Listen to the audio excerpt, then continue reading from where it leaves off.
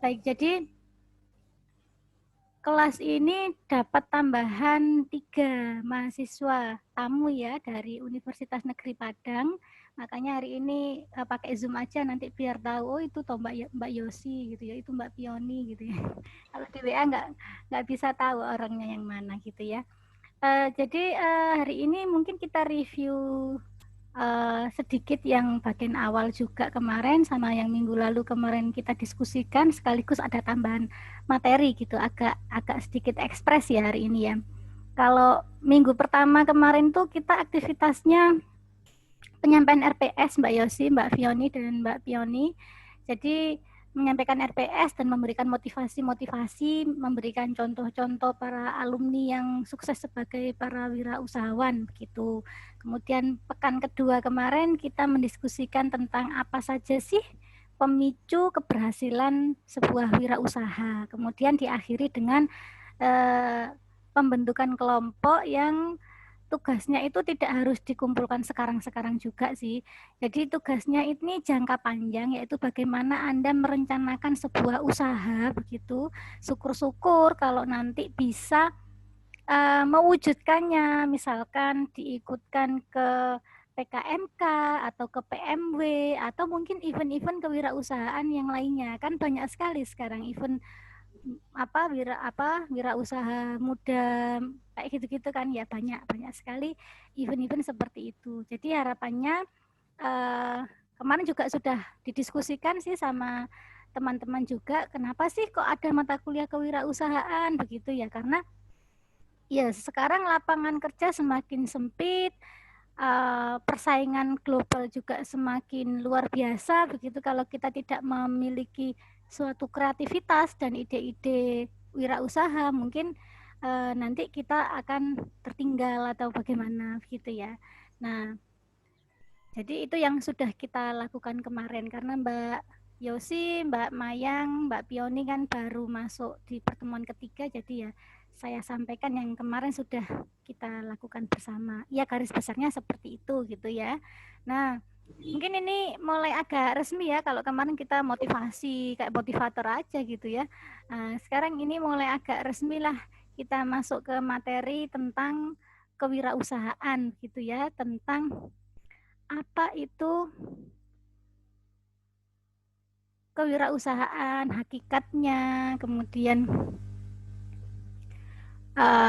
termasuk yang kemarin ya, faktor-faktor pemicu wirausaha. Sudah tampak ini slide saya? Tampak, Bu. Ampun, Bu. Oke, siap. Ya, jadi ini beberapa pengertian kewirausahaan menurut para ahli ya. Kemarin kita sudah diskusi, itu menurut pendapat kita, kalau ini yang menurut para ahli, bahwa kewirausahaan adalah orang yang berjiwa berani mengambil resiko untuk membuka usaha dalam berbagai kesempatan. Ini menurut Kashmir tahun 2006. Kemudian Peter F. Drucker itu menyampaikan bahwa kewirausahaan itu adalah kemampuan untuk menciptakan sesuatu yang baru dan berbeda, atau ability to create the new and different. Nah, jadi sesuatu yang baru dan berbeda dengan apa yang sudah ada itu disebut sebagai kewirausahaan. Kewirausahaan adalah hasil dari suatu disiplin, proses sistematis, penerapan kreativitas dan inovasi dalam memenuhi kebutuhan dan peluang pasar menurut Thomas W. Zimmer. Nah, ini juga pengertian kewirausahaan. Jadi ada banyak pendapat ya, tapi intinya kewirausahaan itu ya sesuatu yang berbeda, kemudian berani mengambil resiko gitu ya, dan di situ mesti ada proses-proses kreatif dan inovasi gitu. Nah, hakikatnya kewirausahaan itu bukan usahanya, bukan produknya, tapi kewirausahaan itu adalah sifat, ciri dan watak seseorang. Jadi meskipun Anda bukan seorang pengusaha yang sukses, tapi kalau Anda memiliki sifat, ciri dan watak seorang wirausahawan, ya bisa dikatakan Anda memiliki karakteristik seorang wirausahawan gitu ya, karakteristik kewirausahaan. Jadi sifat, ciri, dan watak seseorang yang memiliki kemauan dalam mewujudkan gagasan inovatif dalam dunia nyata secara kreatif gitu. Makanya di sini nanti kita tugasnya adalah menyusun rencana dan mewujudkannya begitu ya. Karena pada hakikatnya kewirausahaan itu mewujudkan gagasan inovatif dalam dunia nyata secara kreatif. Itu hakikatnya ya. Kemudian seorang wirausahawan tidak hanya dapat berencana dan berkata-kata, tetapi juga berbuat merealisasikan rencana-rencana dalam pikirannya ke dalam suatu tindakan yang orientasi pada sukses. Nah, ini yang dikatakan bahwa kewirausahaan itu suatu sikap gitu ya. Jadi kalau kita katakanlah punya suatu angan-angan, punya suatu rencana, cita-cita, kemudian kita tidak hanya ngomong tapi kita upayakan untuk merealisasikannya sehingga kita bisa sukses, itu juga jiwa wirausaha gitu. Nah, jiwa kewirausahaan ada pada setiap orang yang menyukai perubahan, pembaharuan, kemajuan, dan tantangan. Apapun itu profesinya. Jadi ini juga alasan mengapa sih wong sarjana kok ada mata kuliah kewirausahaan. Mungkin ada yang berpikir dalam tanda kutip bahwa kewirausahaan itu adalah jualan gitu ya.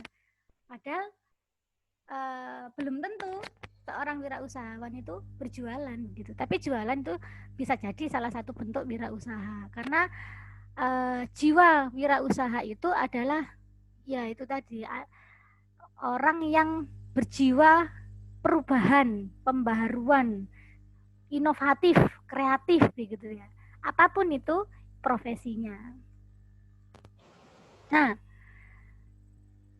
kewirausahaan itu suatu nilai yang diwujudkan dalam perilaku yang dijadikan dasar sumber daya, tenaga penggerak, tujuan, siasat, kiat, proses, dan hasil bisnis. Nah, ini kalau kita bicara bisnis, ya orang berbisnis pasti punya jiwa wirausaha. Kalau tidak punya jiwa wirausaha, mungkin bisnisnya cepat runtuh gitu ya. Karena orang memiliki jiwa wirausaha itu orangnya gigih gitu ya, gigih, berani mengambil resiko, selalu bisa bangkit dalam setiap kondisi, apapun itu kondisinya begitu ya. Itu hakikatnya jiwa wirausaha. Suatu kemampuan untuk menciptakan sesuatu yang baru dan berbeda, ini ya sama seperti tadi ya. Jadi ada yang baru, terus menerapkan proses penerapan kreativitas dan inovasi dalam memecahkan persoalan dan menemukan peluang untuk memperbaiki kehidupan. Nah, ini wirausahawan yang baik ini karena berpikir holistik ya, sampai dia menemukan peluang untuk memperbaiki kehidupan. Hakikat kewirausahaan yang keempat, bahwa kewirausahaan adalah suatu nilai yang diperlukan untuk memulai suatu usaha dan perkembangan usaha. Kewirausahaan juga merupakan suatu proses dalam mengerjakan sesuatu yang baru dan sesuatu yang berbeda yang bermanfaat memberikan nilai lebih. Nah, usaha menciptakan nilai tambah dengan jalan mengkombinasikan sumber-sumber melalui cara-cara baru dan berbeda untuk memenangkan persaingan. Nah, ini pada hakikatnya kewirausahaan itu seperti ini. Nah, ini mungkin saya jadi ingat pertemuan pertama kita kemarin ya, yang ngomongkan Bu Rahmi, ngomongkan Mas Yayan gitu ya. Nah, ini hakikat keenam ini ya yang mungkin diambil sama Mas Yayan ya, sebagai seorang fisikawan, ahli fisika instrumentasi bidang robotik begitu, dia selain bekerja di pusat teknologi kecerdasan buatan di lembaganya ITB sana, juga mengembangkan usaha begitu yang disebut Aerostek itu ya. Dan usahanya itu tidak hanya berupa pelatihan robotika, tetapi dengan melihat kondisi pandemi seperti ini, dia mengembangkan usahanya itu ke arah yang lebih luas lagi. Nah, dengan cara mengkombinasikan gitu kan, dia mengkombinasikan sumber-sumber melalui cara-cara baru. Artinya dia tidak hanya melakukan pelatihan robotika di sekolah-sekolah, tetapi juga melihat peluang bahwa bisnis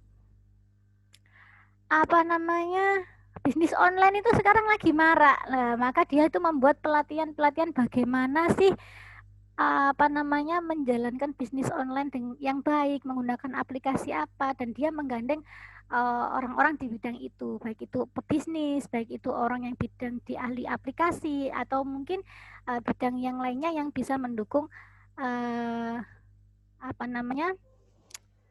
mensupport kegiatan bisnis online tersebut misalnya. Jadi banyak ide yang bisa dikembangkan melalui proses yang dilalui melalui proses kewirausahaan tersebut gitu ya. Bu Jadi Niswa, permisi. Slideshow-nya itu ternyata tidak terlihat, Bu. Oh ya. Nggih, mohon maaf nggih, Bu. Oh alah. Bentar.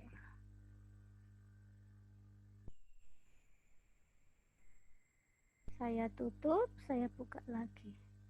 Oh, jadi tadi cuma yang kewirausahaan itu toh? Nggih, Bu. Wah, aku wis tutup slide waduh. Ya ini. Iya. Oke, ya.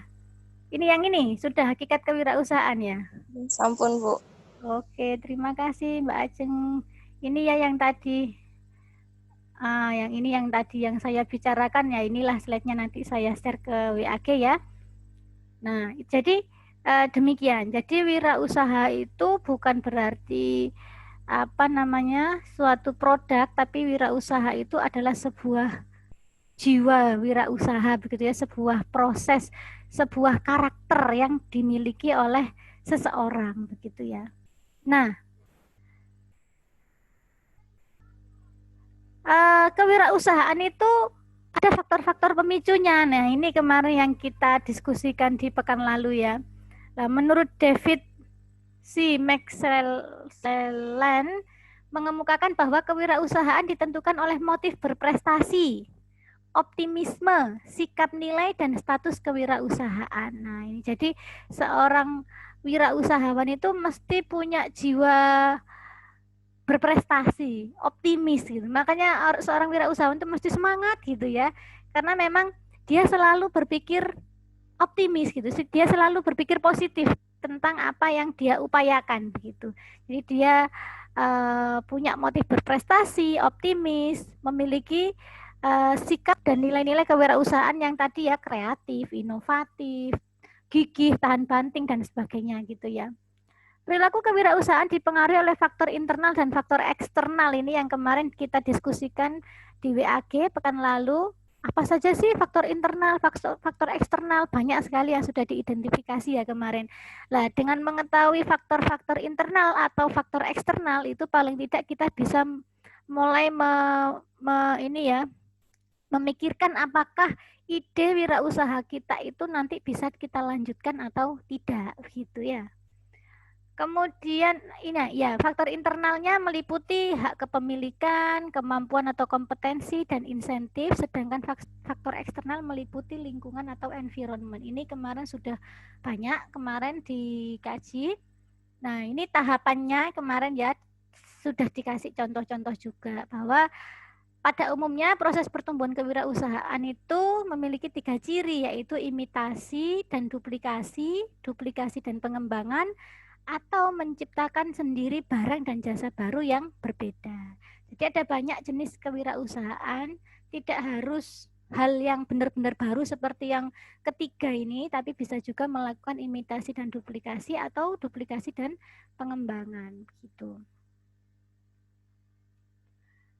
Nah, dalam teori ekonomi, studi kewirausahaan ditekankan pada identifikasi peluang yang terdapat pada peran serta membahas fungsi inovasi dari wirausaha dalam menciptakan kombinasi sumber daya ekonomis sehingga mempengaruhi ekonomi agregat. Nah, jadi kalau teori ekonomi arahnya lebih ke identifikasi peluang, kemudian peran sertanya terhadap inovasi. Nah, kemudian bagaimana dengan dampak ekonominya? apakah melalui kegiatan wirausaha yang dilakukan itu perekonomiannya meningkat ataukah stagnan ataukah bagaimana begitu ya. Ini kalau dalam teori ekonomi. Nah, kalau dalam ilmu psikologi bahwa kewirausahaan itu adalah karakteristik kepribadian begitu. Jadi tidak melulu tentang untung rugi, keuangan begitu, tapi bahwa kewirausahaan itu adalah sebuah pribadi wirausaha begitu.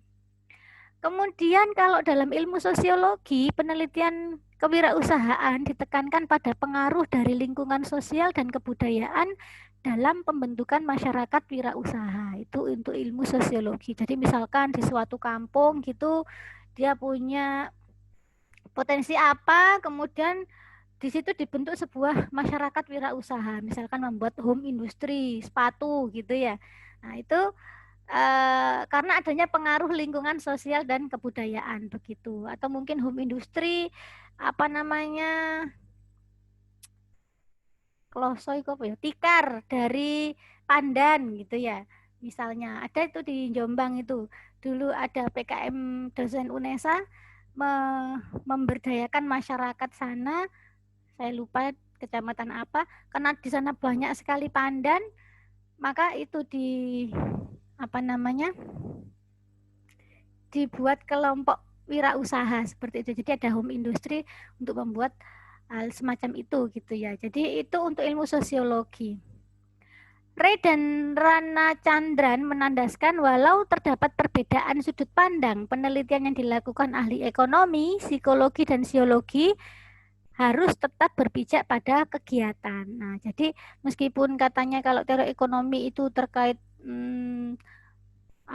pengaruh ekonomi, kalau menurut ilmu psikologi itu terkait karakteristik kepribadian, kalau ilmu sosiologi itu terkait lingkungan sosial dan kebudayaan, tapi semuanya itu berpijak pada kegiatan. Jadi sebuah wirausaha itu adalah sebuah kegiatan ya, kegiatan inovatif yang bisa diterapkan, yang bisa memberi manfaat pada masyarakat dan juga mungkin meningkatkan sumber daya ekonomis gitu ya.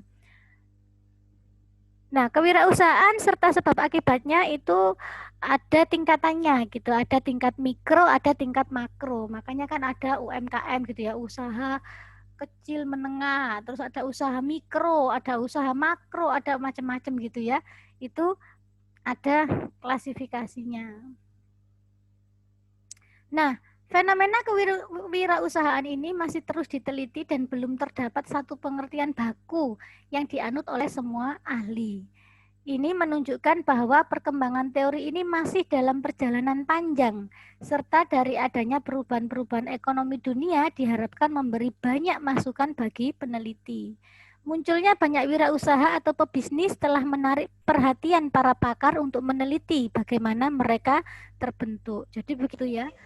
Jadi nggak ada definisi yang paten terkait kewirausahaan, karena bicara proses ya, setiap orang itu punya prosesnya sendiri-sendiri begitu. Setiap orang itu punya prosesnya sendiri-sendiri untuk mencapai kesuksesannya. Makanya ini juga masih terus diteliti. Karena setiap orang punya prosesnya sendiri-sendiri ya, mungkin untuk mencari kebakuannya itu juga belum ketemu gitu ya sampai sekarang, yang bagus seperti apa begitu. Nah, ini kalau dilihat dari berbagai sudut pandang ya, mungkin ini lebih detail dari yang tadi, intinya sama ya. Kalau ini dari sudut pandang ekonomi seperti ini begitu ya.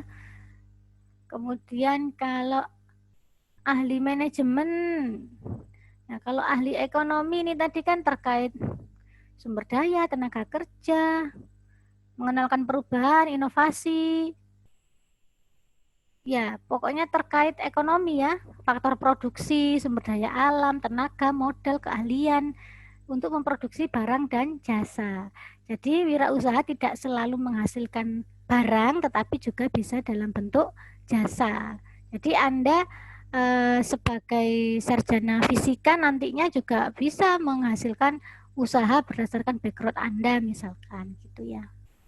Nah, ini kalau berdasarkan ahli manajemen, pandangannya, wirausaha itu adalah seseorang yang memiliki kemampuan dalam menggunakan dan mengkombinasikan sumber daya seperti keuangan, material, tenaga kerja, keterampilan untuk menghasilkan produk, proses produksi, bisnis, dan organisasi usaha baru. Jadi lebih ke manajemennya, bagaimana memanage usahanya sehingga usahanya itu bisa berjalan dengan baik begitu. Nah, wirausaha itu seseorang yang memiliki kombinasi unsur internal yang meliputi motivasi, visi, komunikasi, optimisme, dorongan, semangat, dan kemampuan dalam memanfaatkan peluang usaha. Begitu. Ini lanjutannya nih. Nah, jadi mungkin ini lebih ke karakteristik orangnya tadi ya, bagaimana memanajemen. Jadi orang itu harus optimis, harus punya motif berprestasi tadi ya, gigih gitu ya, pejuang tangguh pokoknya ya kalau wirausahawan itu. Nah, kalau ini pandangan pelaku bisnis. Menurut Scarborough dan Zimmerman, wirausaha adalah orang yang menciptakan suatu bisnis baru dalam menghadapi resiko dan ketidakpastian dengan maksud untuk memperoleh keuntungan dan pertumbuhan dengan cara mengenali peluang dan mengkombinasikan sumber-sumber daya yang diperlukan untuk memanfaatkan peluang tersebut. Sedangkan menurut Sri Edi Swasono, wirausaha adalah pengusaha, tetapi tidak semua pengusaha adalah wirausaha. Ternyata tidak semua pengusaha itu wirausaha. Karena apa? Karena bisa jadi pengusaha itu bukan pelopornya begitu. Misalkan oh dia pengusaha itu punya ini, punya nenek moyangnya dulu gitu kan, berarti dia bukan pelopornya begitu ya. Nah, wirausaha itu pelopor dalam bisnis, inovator, penanggung resiko yang mempunyai visi ke depan dan memiliki keunggulan dalam prestasi di bidang usaha. Jadi menurut pandangan pelaku bisnis bahwa seorang wirausahawan itu adalah pelopornya, inovatornya gitu, yang punya ide gitu, yang apa ya, coro wayang ikut dalangi ngono ya, yang mengatur semuanya begitu ya. Jadi core-nya ya, core dari usaha itu pandangan dari pelaku bisnis, dan apapun resiko yang terjadi dia mau mengambil resiko itu dan terus memikirkan bagaimana keberlanjutan usahanya itu. Jadi itu pandangan pelaku bisnis bagi seorang wirausahawan. Nah, menurut pandangan psikolog, wirausaha adalah orang yang memiliki dorongan kekuatan dari dalam dirinya untuk memperoleh suatu tujuan serta suka bereksperimen untuk menampilkan kebebasan dirinya di luar kekuasaan orang lain. Itu menurut psikolog. Jadi punya benar-benar motivasi internal gitu ya, punya tujuan, terus melakukan eksperimen dan sebagainya terkait usahanya itu. Kemudian pandangan pemodal, wirausaha adalah orang yang menciptakan kesejahteraan untuk orang lain, menemukan cara-cara baru untuk menggunakan sumber daya, mengurangi pemborosan, dan membuka lapangan kerja yang disenangi masyarakat. Nah, ini mungkin yang banyak dipahami masyarakat ya, bahwa oh dia itu entrepreneur karena dia membuka banyak lapangan kerja bagi masyarakat di sekitarnya misalnya. Ini pandangan bagi pemodal, karena melalui pembukaan lapangan kerja baru itu bisa membantu perekonomian masyarakat katakanlah. Ini kemarin juga di pertemuan awal ada yang menyampaikan seperti itu ya. Nah, tujuan pembentukan wirausaha itu karena adanya perasaan kekurangan sehingga mendorong dia untuk mencari pemecahannya. Untuk itu dia mengevaluasi alternatif pemecahan yang dimiliki.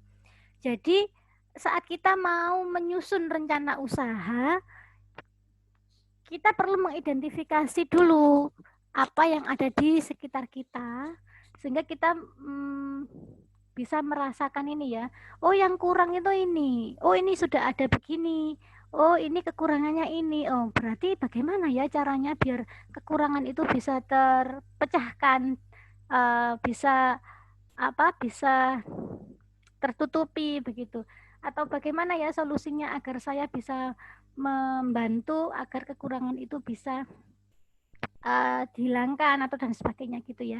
Jadi entah itu dalam bidang kuliner, dalam bidang usaha jasa, pendidikan, atau mungkin bidang-bidang yang lainnya begitu ya. Kemampuan perseptual, kapasitas informasi yang diterima, keberanian mengambil resiko, dan tingkat aspirasinya terhadap suatu alternatif keputusan memiliki peran yang sangat besar dalam usahanya mengambil keputusan untuk menjadi wirausaha. Jadi butuh keberanian gitu ya bagi seseorang untuk memutuskan bahwa saya mau menjadi wirausahawan begitu. Karena mungkin akan mengalami banyak resiko ke depannya dan harus siap mengambil resiko itu dan mencari solusi untuk resiko-resiko tersebut begitu ya. Jadi harus kuat mental. Kalau menjadi wirausaha itu harus tahan banting, kuat mental gitu ya. Karena kita tidak tahu apa yang terjadi saat kita sudah menjalankan usaha kita gitu. Nah, seperti kondisi semacam ini sangat berdampak ya bagi para wirausahawan di bidang-bidang tertentu, kondisi pandemi ini. Nah, seperti mal-mal pada tutup, ini kan para wirausahawan yang mungkin kemarin marketnya adalah orang-orang yang biasa ke mall, akhirnya kemudian mallnya ditutup, nah dia kan akhirnya ini banting setir, wah usahanya dialihkan ke apa ini gitu kan ya, atau mungkin yang LBB sempat tutup kemarin sebentar ya, kemudian dia melakukan inovasi-inovasi begitu ya. Saya lihat perkembangan itu teman-teman yang berkecimpung di LBB itu, karena teman sekelas saya juga ada yang ini ownernya LBB ya. Kalau yang tahu Primanesa itu ownernya itu suami istri, yang istrinya teman saya sekelas itu. Munyeng dia, waduh tutup ini, udah buka cabang banyak, terus PSBB kan kemarin ya, akhirnya dia mengcreate sistem pembelajaran yang online, yang semi privat, yang bagaimana selain online yang mungkin kayak gini, tapi dia juga membuat ya berbagai inovasi untuk keberlangsungan lembaganya itu gitu ya. Jadi ini jiwa-jiwa yang memang perlu diasah dalam mengembangkan suatu usaha begitu. Dan alhamdulillah sekarang masih jalan usaha LBB-nya, dan tidak sedikit juga loh LBB yang kemudian kokot ya, karena mungkin kurang bisa beradaptasi untuk menghasilkan inovasi-inovasi dalam pendampingan pembelajaran online begitu ya, karena kondisinya seperti ini harus online, jarak jauh, nggak boleh bergerumbul, sedangkan kita tahu sendiri kalau di LBB itu kan mesti rame gitu ya, kayak di sekolahan gitu ya. Maka dilakukan upaya-upaya agar ya ke keinginan untuk membantu itu tadi, membantu siswa yang mungkin butuh pendampingan dalam belajar itu bisa tetap terpenuhi begitu ya. Ini tujuan pembentukan wirausaha. Jadi ini ya, jadi kembali ke persepsi memang ya. Persepsi kita bagaimana? Ada teman juga yang ini, wis gak ngurusi LBB, kukut ngene iki pandemi wong kabeh online gitu. Ada yang gitu. Tapi ada juga yang kalau persepsinya bagus tadi ya, yang dia optimis, punya ini ya, positive thinking lah ya, punya motif berprestasi ya, dia akan berpikir keras bagaimana caranya agar tetap berjalan begitu. Itu kalau LBB yang mungkin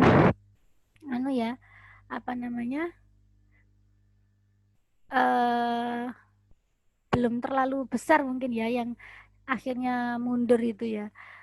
Seperti EduLab dan sebagainya itu kan sekarang sudah banyak sekali inovasinya begitu. Jadi tidak hanya offline, ada yang blended, ada juga yang online full ya sesuai dengan permintaan siswanya. Akhirnya kan melayani kebutuhan gitu ya. Nah, kemudian yang lainnya ini ya, tujuan pembentukan wirausaha yang lain. Keputusan menjadi wirausaha diambil dengan tujuan memecahkan masalah kekurangan yang dia miliki. Nah, ini tadi ya.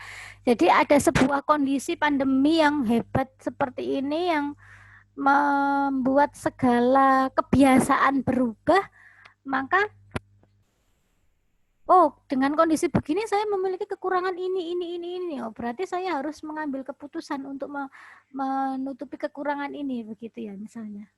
Di sini masalah kekurangan diidentifikasi dengan adanya harapan sebagai pemecahan masalah.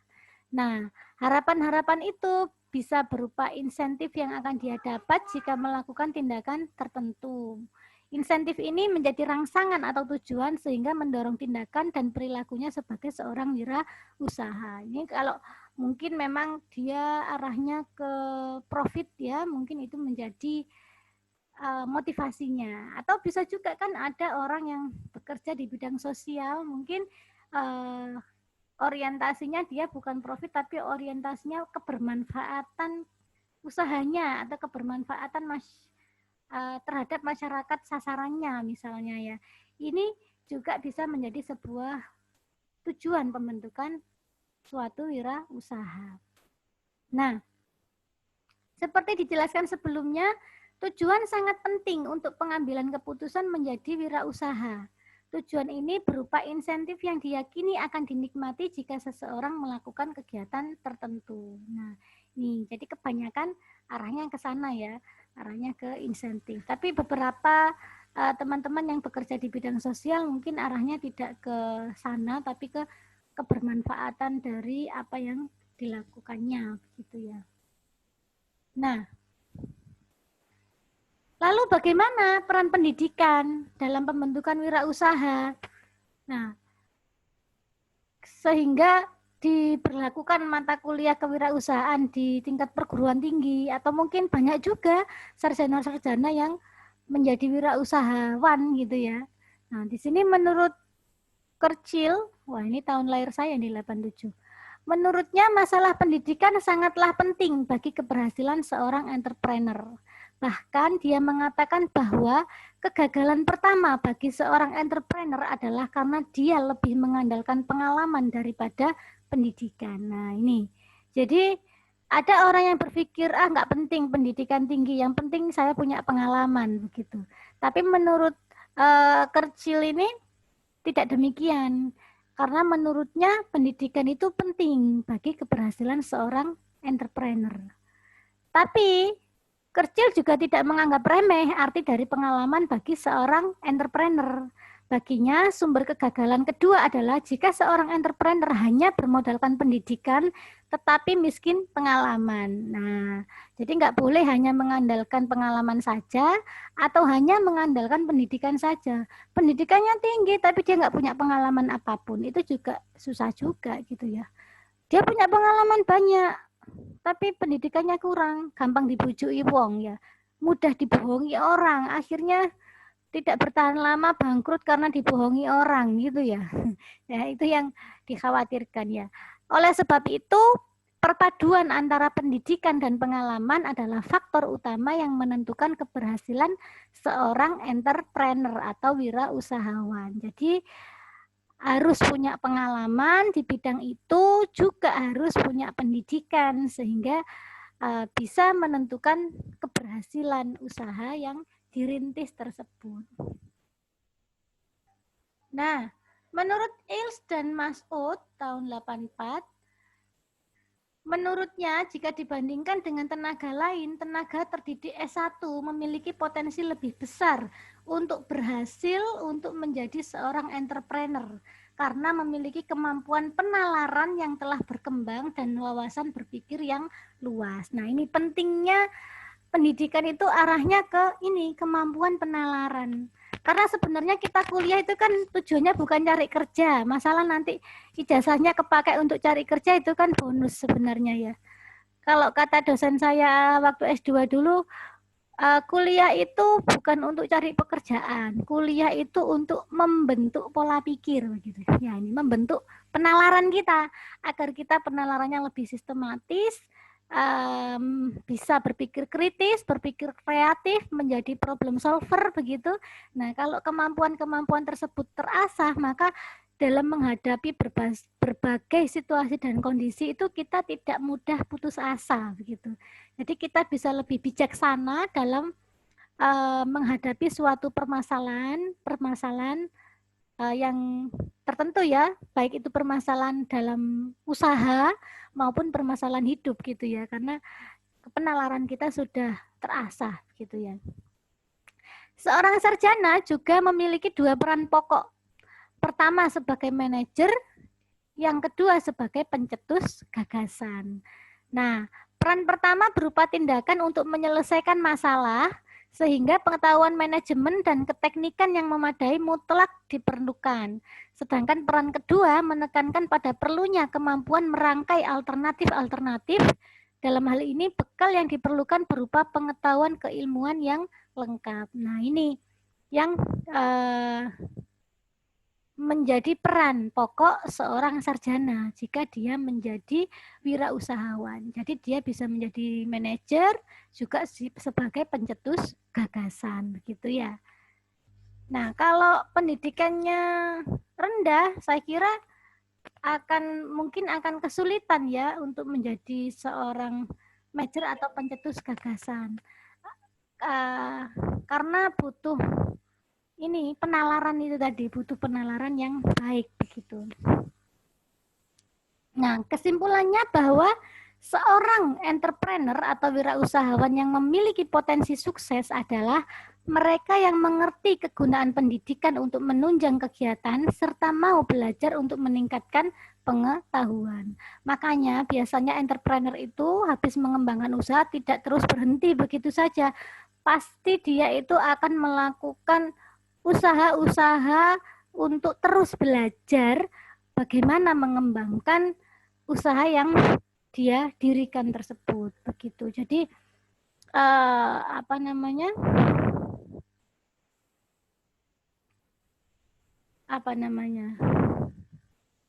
jiwa untuk terus belajar itu loh ya. Jadi kan kita kan kenapa sih kok belajar macam-macam, kenapa kok kita perlu belajar pada jenjang-jenjang tertentu, itu kan sebenarnya kan menanamkan pada alam bawah sadar kita bahwa kita itu adalah pembelajar sepanjang hayat gitu ya. Kita itu orang yang seharusnya terus-menerus belajar begitu. Jadi belajar tidak hanya di bangku sekolah saja, tetapi belajar itu terus-menerus dilakukan gitu ya. Sehingga meskipun nanti Anda sudah lulus sarjana begitu, Anda juga tetap belajar begitu ya, entah itu belajar di bidang kerja Anda, entah belajar untuk mengembangkan usaha Anda, entah belajar ya atau belajar kehidupan gitu ya. Yang jelas kita selalu belajar begitu, karena kita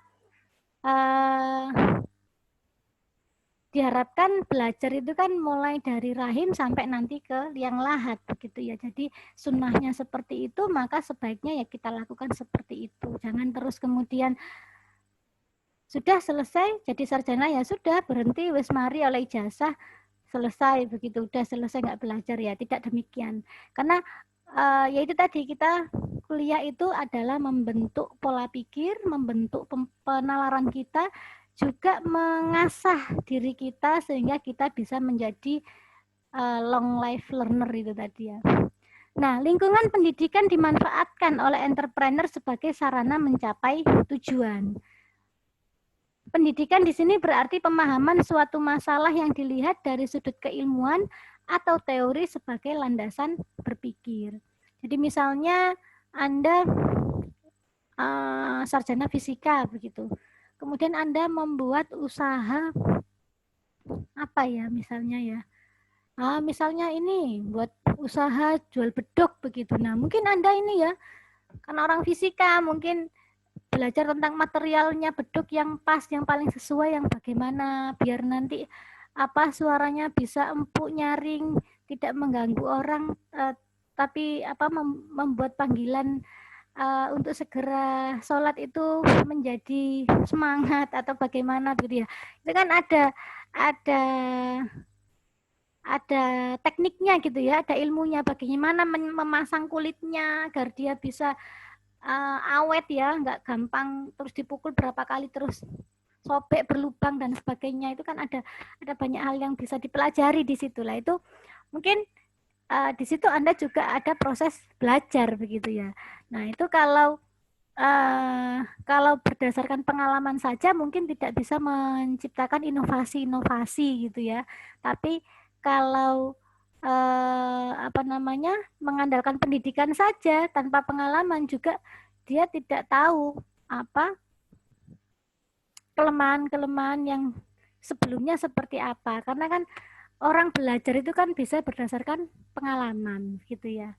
Jadi keduanya penting ya. Jadi dalam mengembangkan wirausaha selain faktor-faktor internal eksternal yang kemarin kita pelajari di pekan lalu juga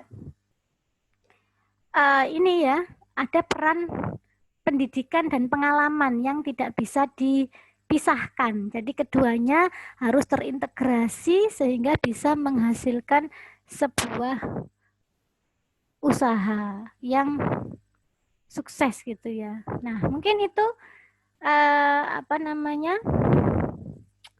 sharing materi ya hari ini terkait dasar-dasar hakikat konsep dan pentingnya pendidikan dalam kewirausahaan gitu. Baik, mungkin sampai sini ada yang perlu didiskusikan atau bagaimana? Monggo dipersilahkan. Bu, saya izin mau bertanya. Monggo Mbak Roifatu. Bu, jadi itu perbedaannya antara pengusaha dan wirausaha itu bagaimana ya, Bu?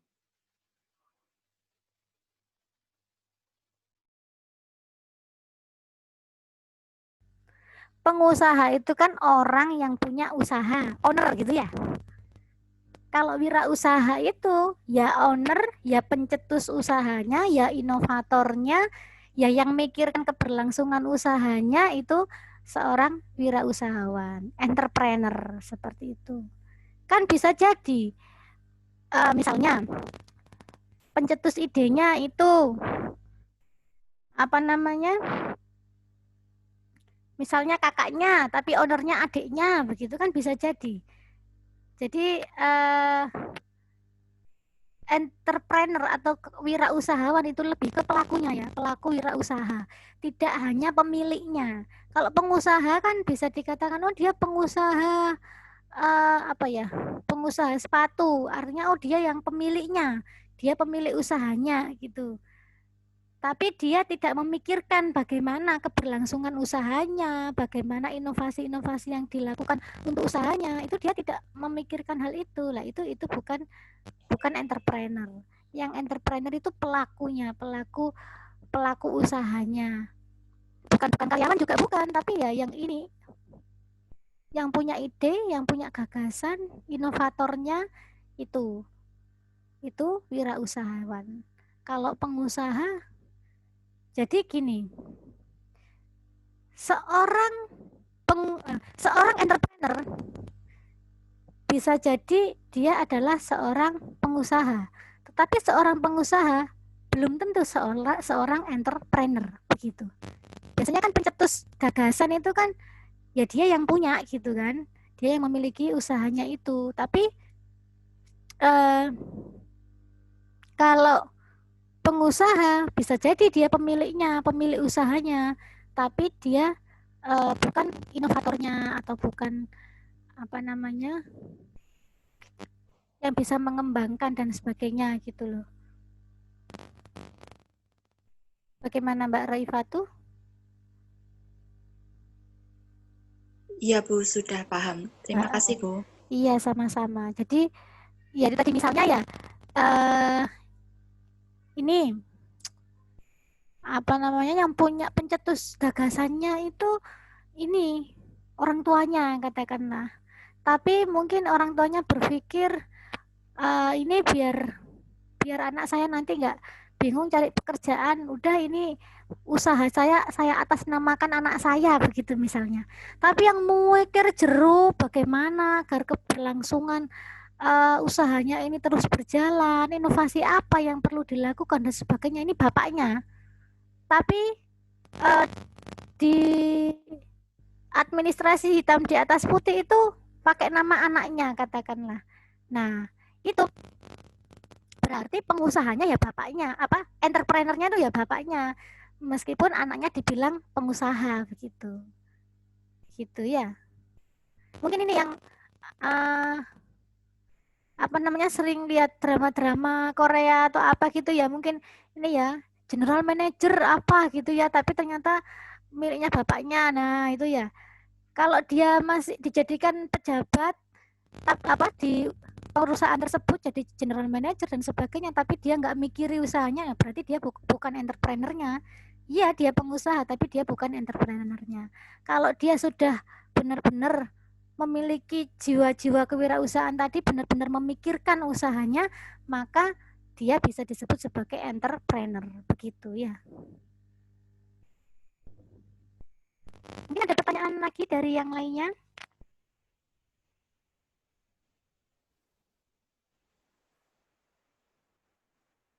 Mungkin dari saya, Bu. Iya, monggo Mbak Ajeng. Tadi kan ada wirausaha itu kan harus inovatif dan kreatif.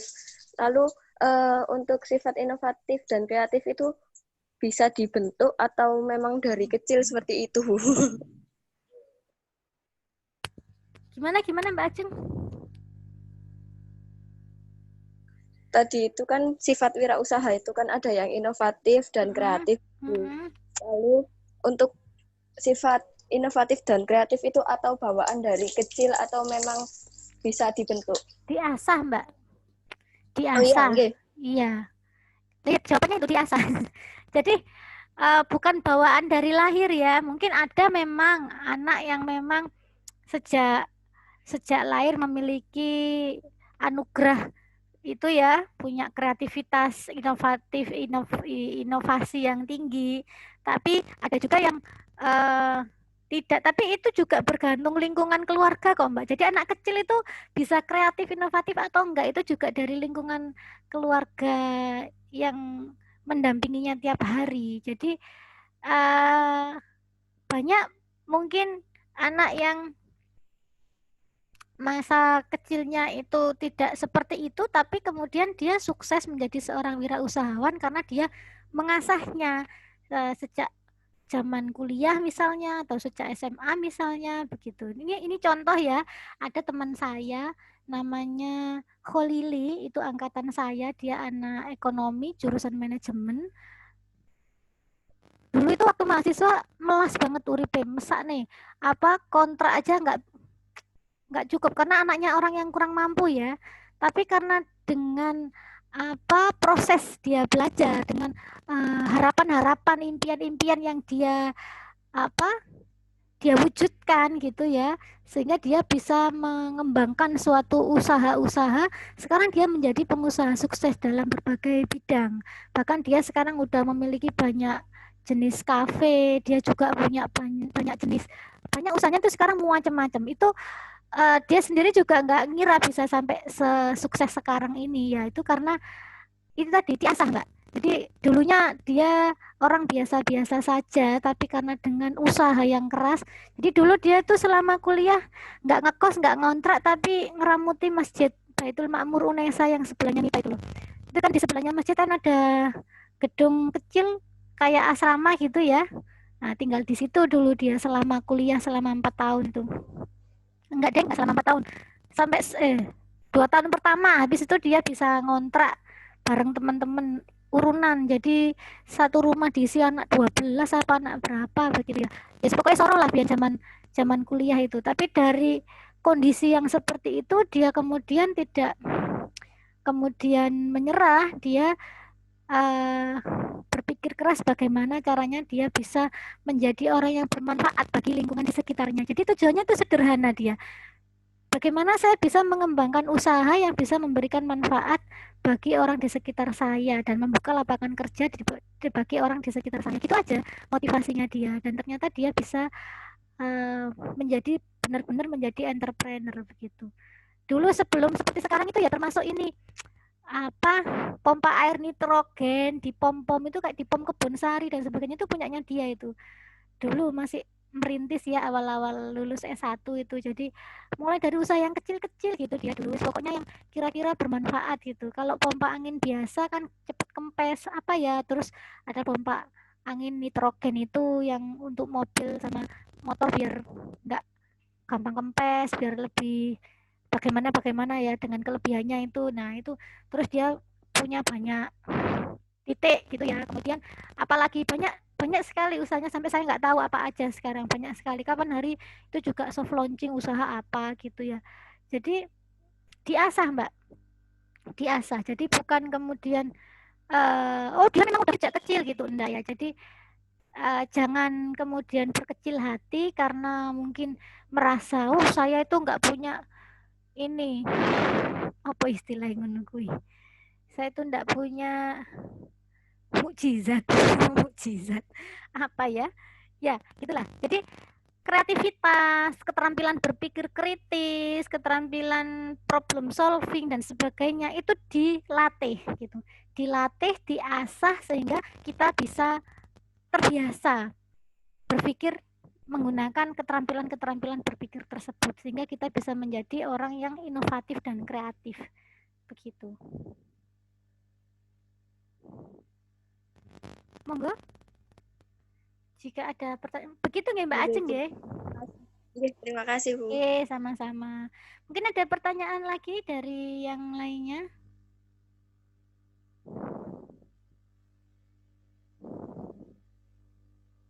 Ya itu tadi terkait ini ya. Pokoknya kewirausahaan itu materi ini motivasi tok ngono ya. Ya.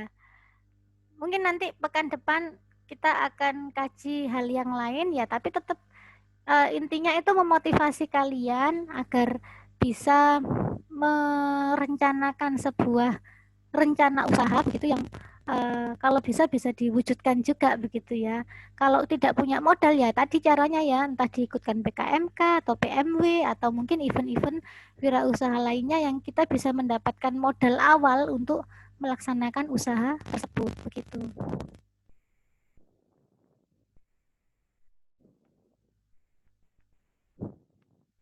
Oh ya, mungkin ini ya Mbak Mayang, Mbak Pioni, Mbak Yosi, ini kemarin, ini kelompok untuk apa gitu ya. Jadi itu kelompok untuk merencanakan usaha gitu kan, kemarin sama PJ dibagi kelompok ya.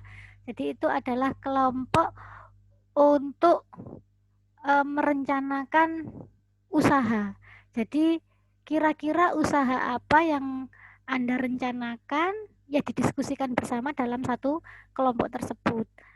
Kalau punya satu rencana usaha ya monggo, kalau lebih juga enggak apa-apa, barangkali nanti ada yang diikutkan ke BMW atau apa namanya PKMK atau mungkin event-event kewirausahaan yang lainnya.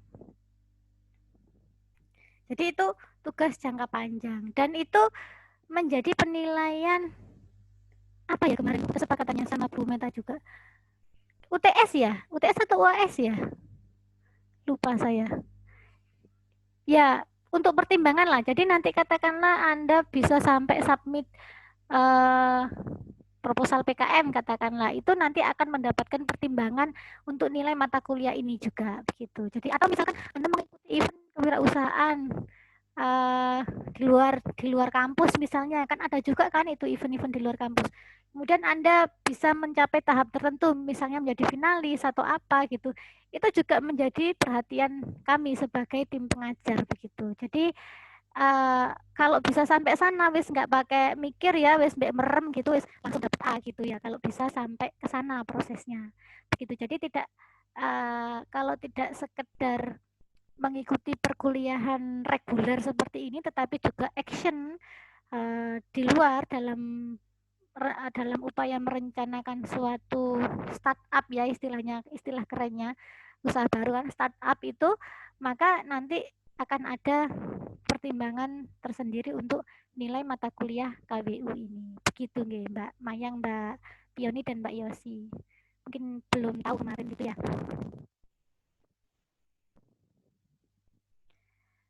Baik, ada yang ditanyakan?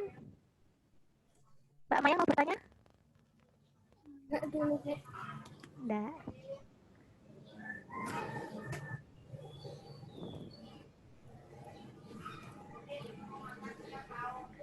Oh, ini dari saya, Bu. Ini mau Mbak Muslim.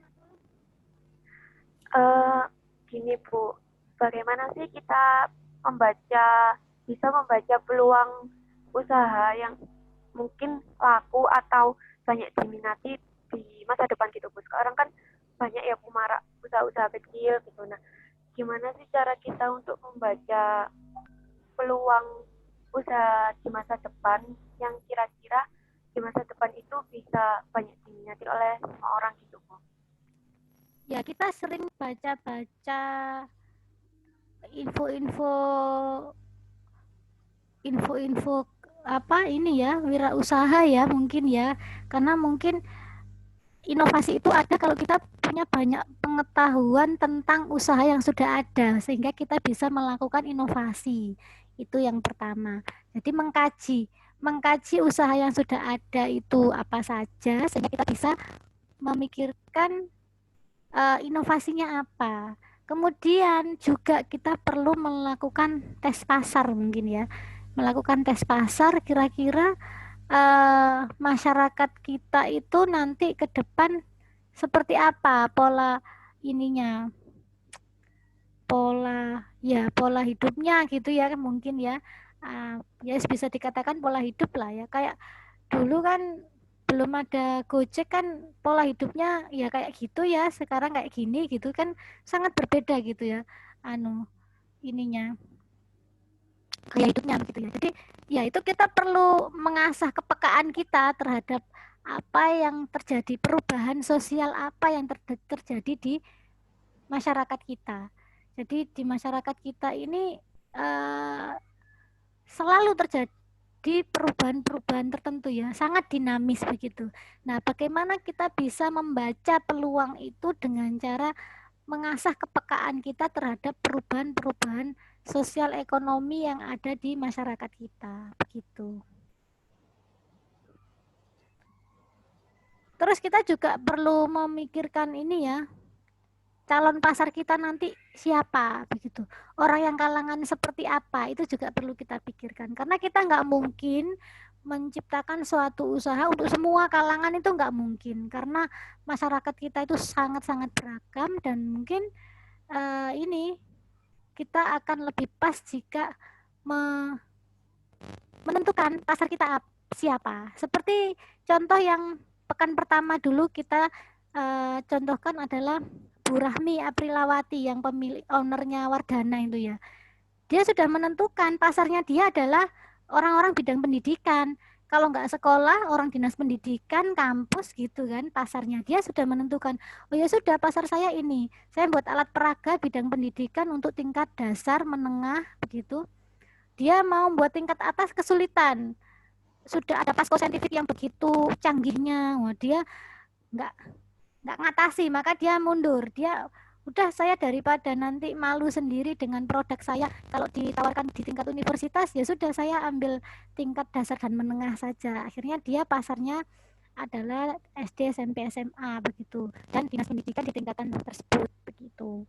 Jadi itu juga perlu dipikirkan. Jadi saat kita memikirkan sebuah rencana usaha, itu kita juga sudah mulai memikirkan nanti pasar kita siapa gitu. Kalau katakanlah itu tadi ya, Bu Rahmi itu di bidang alat peraga, oh pasar saya ini orang pendidikan. Kalau alat peraga pendidikan terus ditawarkan ke masyarakat kampung atau perumahan, ya susah juga gitu ya. Jadi ditentukan juga pasarnya dalam mengembangkan itu begitu. Kemudian perubahan-perubahan yang terjadi dalam dunia pendidikan seperti apa, itu juga dipelajari sehingga bisa mewujudkan inovasi-inovasi dari produk-produk yang sudah dia produksi gitu. Jadi mungkin dulu belum ada kit praktikum yang menggunakan sensor, sama sekali nggak ada. Tapi dengan perkembangan kondisi di lingkungan sekolah yang memungkinkan, maka kemudian itu dikembangkan alat-alat kit praktikum yang menggunakan sensor begitu. Nah, semacam itu contohnya ya. Ada banyak sekali contohnya gitu. Nggih, ngoten nggih Mbak Muslimatul. Oke, Bu. Oke, terima kasih banyak, Bu. Nggih, sami-sami. Lagi pertanyaan dari yang lainnya? Kalau sudah cukup, kita akhiri tidak apa-apa. Karena tugasnya cukup ini ya. Tugasnya tuh sebenarnya action gitu ya. Jadi kuliahnya nggak harus full sampai 8.40 nggak apa-apa. Karena banyak yang perlu dipikirkan dan dikerjakan di luar jam perkuliahan ini gitu kan. Karena memikirkan rencana usaha itu juga butuh tenaga, pikiran gitu ya. Butuh effort lah ya untuk bisa mewujudkan ide-idenya itu gitu ya. Mungkin ada pertanyaan? Sudah? Nggih, Mbak Mayang. Iya, silakan. Aku mau bertanya untuk sistem absennya gimana, Bu? Oh, sistem absennya.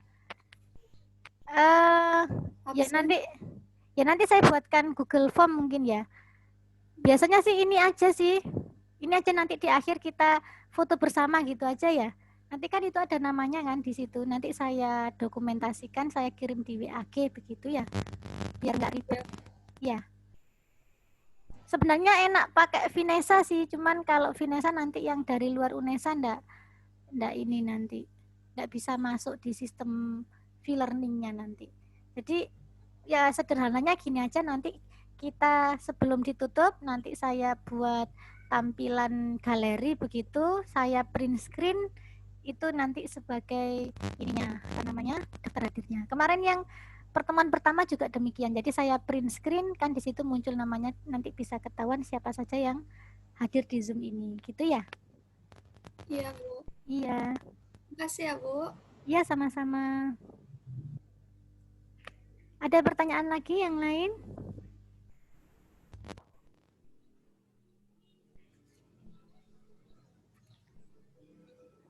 Tidak ada? Ya, silakan Mbak Mayang. Mau bertanya tentang kewirausahaan tadi, Bu. Iya, silakan. Kalau seandainya kita mau bikin usaha, tapi kalau untuk kreasinya mungkin itu agak susah, nak Bu. Misalnya kayak kita bikin, dia itu kayak sejenis makanan gorengan gitu, Bu. Jadi dia itu kayak pempek, cuma dari ubi gitu, Bu. Jadi kan untuk kreasinya kan memang bahan bakunya itu cuman itu gitu, Bu. Jadi kayak mana gitu, Bu, kita mau bikin inovasi barunya gitu, Bu. Ya, berarti inovasinya kan di bahan utamanya tadi ya, mungkin sebelumnya pakai tepung, yang ini pakai ubi gitu ya. Ya mungkin nanti gimana? Dia kan bahannya tuh tepung sama ubi aja gitu, Bu. Jadi kayak mana kita mau bikin inovasi gitu, Bu. Oh, tepung sama ubi aja, nggak pakai ikan. Biasanya pempek kan ada ikannya gitu. Ini yang pempek itu juga ada, Bu. Cuman kalau di kampung kami ada pempeknya tuh memang kayak gitu, Bu. Oh, gitu. Ya, atau mungkin dikasih nama lain ya, jangan dikasih nama pempek. Karena kan orang udah mikirnya dalam otaknya kalau pempek rasanya tuh kayak gitu ya. Ada rasa ikannya, terus ada cukonya, kayak gitu kan. Jadi orang mikirnya pempek itu kayak gitu. Nah, kalau ini inovasinya itu dari ubi, mungkin dikasih nama apa yang menarik gitu. Kalau memang ini adalah sebuah varian dari pempek ya mungkin kasih nama apa, pempek ubi atau apa, atau mungkin nama lain yang anak muda itu kan bisa lebih kreatif buat nama yang keren gitu ya. Apa gitu sehingga bisa menjadi daya tarik pembeli gitu ya. Atau mungkin juga Anda bisa menyampaikan ini dalam promosinya keunggulannya ubi apa gitu misalnya, sehingga ubi dijadikan bahan dasar dalam produknya Mbak Mayang itu gitu. Jadi itu perlu disampaikan. Jadi selain mengidentifikasi faktor-faktor internal, eksternal tadi ya, kita juga perlu mengidentifikasi keunggulan produk kita apa. Nah, itu nanti yang kita tonjolkan, kita promosikan sebagai inovasi kita begitu. Yang berbeda dari yang lain yang mana? Oh ini gitulah. Harus pede begitu. Memang harus entrepreneur itu biasanya pede gitu. Karena kadang orang kan ada yang nggak berani beda begitu. Kalau entrepreneur itu berani beda begitu. Berani beda dan pede begitu ya. Iya, Bu. Iya. Ya, Bu, makasih banyak ya, Bu. Iya, sama-sama. Lagi yang bertanya yang lainnya?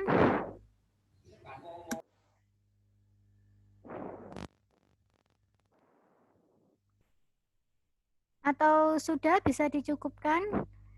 Jadi tugasnya tetap lanjut ya, berdiskusi dengan teman-teman Anda bagaimana